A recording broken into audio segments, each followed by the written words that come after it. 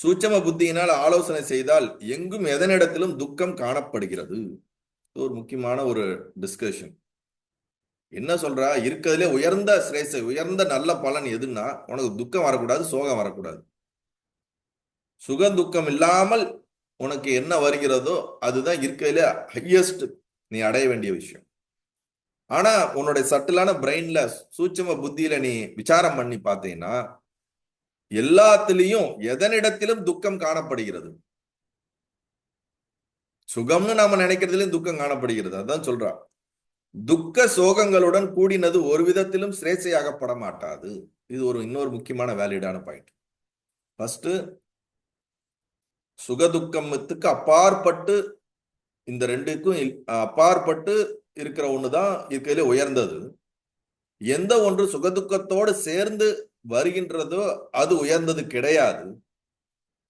மூன்றாவது, வருகின்ற எல்லா சுகத்திலும் துக்கமும் கலந்திருக்கின்றது என்பதை தெரிந்து கொள். அதுதான் இங்க சொல்றா, துக்க சுகங்களுடன் கூடினது ஒரு விதத்திலும் உண்மையான சுகமாகாது, சிரேசையாகாது. தனம், புத்திரர், தனம்னா பணம், செல்வம், புத்திரர்கள் குழந்தைகள், பத்தினிகள், ராஜ்யம், பொக்கிஷம், பலம், வித்தை, புத்தி, தேக சௌந்தர்யம், சம்பத்து முதலியவைகள் எல்லாம் அஸ்திரமானவையாகவும் காலம் என்ற சர்ப்பத்தினால் சர்ப்ப முகத்தில் இருப்பதனால் சோகம் என்ற முளைக்கு மிக வலிமை பொருந்திய பீஜங்களாகவே இருக்கின்றன. இது ரொம்ப இம்பார்ட்டன்டான ஒரு பாயிண்ட்.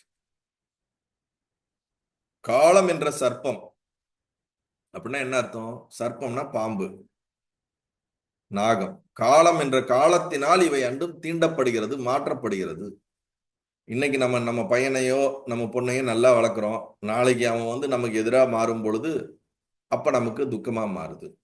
நம்ம இன்னைக்கு கஷ்டப்பட்டு சம்பாதிக்கிற இந்த பணம் நாளைக்கு நம்ம விட்டு போகும்போது துக்கமாக மாறுகிறது. அல்லது அதிகமா பணம் சேர்க்கும் போது அதுவே நமக்கு இதை எப்படா வச்சுக்கிறது அப்படிங்கிறதுல ஒரு பெரிய துக்கம் வந்துடுது.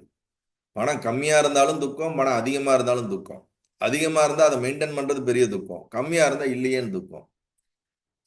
அப்ப எல்லாமே ஒரு அளவுகோலுக்கு இருக்கணும். சரி, நமக்கு போதுமான அளவுக்கு இருக்குன்னா அது நாளைக்கு காலி ஆயிடுச்சுன்னா எப்படி நம்ம வாழ்க்கை வாழ்றது? அப்ப அதுல ஒரு துக்கம். இப்ப பணங்கிறதுல நீங்க இருந்தாலும் துக்கம், இல்லாட்டினாலும் துக்கம் இருக்குது. குழந்தைகள்னு அப்படிங்கிறோம், குழந்தைகளை நல்லா படிக்க வைக்கணுமே, நல்லா வாழ்க்கையை சேர்த்தணுமே நினைக்கிறோம். வாழ்க்கையை சேர்த்து கொஞ்ச நாள் கழிச்சு அவங்க வாழ்க்கையில அப்ப அவங்க வாழ்க்கைன்னு போறோம். காலப்போக்கில் அது மீண்டும் நமக்கு ஒரு துக்கத்தை கொண்டு வந்து கொடுக்குது. தேகம் கால சர்ப்பம். இன்னைக்கு நல்லா இருக்கு, இன்னைக்கு ஹெல்த்தியா இருக்குது, இன்னைக்கு நான் எல்லாத்தையும் அனுபவிக்கிறேன். 60 வயசு ஆச்சுன்னா கை வலிக்குது, கால் வலிக்குது, மூட்டு வலிக்குது, சுகர் இருக்குது, பிபி இருக்குது, எல்லா விதமான வலிகளும் வந்துருது. அப்ப காலம் என்ற சர்ப்பத்தினால் தீண்டப்படுகிறது இவை அனைத்தும். அது செல்வமாக இருக்கட்டும், புத்திரர்களாக இருக்கட்டும், பத்தினிகளாக இருக்கட்டும், ராஜ்யமாக இருக்கட்டும், பலம் சக்தியாக இருக்கட்டும், அறிவாக இருக்கட்டும், சௌந்தரியமாக இருக்கட்டும், சம்பத், இவை எல்லாமே காலம் என்ற ஒன்று மாறிக்கொண்டே இருக்கும் போது, சர்ப்பங்கள் தீண்டும் போது இன்றைக்கு சுகம் கொடுக்கக்கூடிய அனைத்து வஸ்துக்களும் நாளைக்கு நமக்கு துக்கத்தை கொடுக்கும். அதனால துக்கத்தை கொடுக்கக்கூடிய பீஜங்களாக, அதுதான் அழகா சொல்றார், சோகம் என்ற முளைக்கு மிக வலிமை பொருந்திய பீஜங்களாகவே இருக்கின்றன.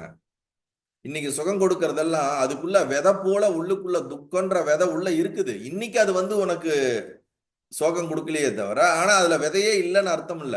அதுக்குள்ள அதனுடைய சீடு, அதனுடைய சோகத்துக்கான தன்மை இருக்குது. அதுக்கான நேரம் வரும்போது அது என்ன ஆகுது? ஸ்ப்ரவுட் ஆகி அது ஒரு சோகம் என்ற துக்கத்தை கொடுக்குது. இன்னைக்கு உடம்பு நல்ல சக்தியும் புத்தியும் நல்லா இயங்குது. இன்னைக்கு அப்ப இதுக்கு ஒரு காலகட்டத்தில் அது வலிமை அடைந்து போகும்போது நமக்கு அது துக்கத்தை கொடுக்க ஆரம்பிக்கும். அது மனிதர்களும் சரி, உடைமைகளும் சரி, அப்படிதான். இவைகள் எப்படி அத்தியந்த சிரேசைக்கு சாதனங்களாகும்? இப்படிப்பட்ட காலத்தினால் தீண்டப்படக்கூடிய இந்த விஷயங்கள்லாம் எப்படி உண்மையான சுகமா இருக்க முடியும், உண்மையான பலனா இருக்க முடியும் அப்படிங்கிறார். நல்லது.